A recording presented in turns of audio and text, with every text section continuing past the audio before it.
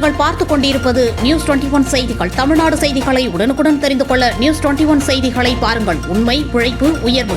திண்டுக்கல் மாவட்டம் வத்தலக்குண்டு செம்பட்டி தேசிய நெடுஞ்சாலையில் செம்பட்டி நோக்கி அதிவேகமாக வந்து கொண்டிருந்த ஈச்சர் லாரி செம்பட்டி புல்வெட்டி கம்மாய் அருகே எதிர்ப்புறம் இடதுபுறமாக வந்து கொண்டிருந்த 2 இருசக்கர வாகனங்கள் மீது அடுத்தடுத்து மோதி விபத்துக்குள்ளானதில் இருசக்கர வாகனங்களில் வந்து கொண்டிருந்த வீரக்கம்பட்டியை சார்ந்த விவசாயி சடையமான், அவரது மனைவி ரதி ஆகியோர் படுகாயமடைந்தனர். மற்றும் திண்டுக்கல்லில் தனியார் நிதி நிறுவனத்தில் பணிபுரியும் குளத்தூரை சார்ந்த நாகராஜ், காதர் ஒளி ஆகிய இருவரும் சம்பவ இடத்திலேயே உடல் நசுங்கி பலியாகினர். விபத்து குறித்து தகவல் அறிந்த சம்பவ இடத்திற்கு விரைந்து வந்த செம்பட்டி காவல்துறையினர் படுகாயமடைந்த சடையமான், அவரது மனைவி ரதி ஆகிய இருவரையும் மீட்டு 108 அவசர ஊர்தி மூலம் சிகிச்சைக்காக மருத்துவமனைக்கு அனுப்பி வைத்தனர்.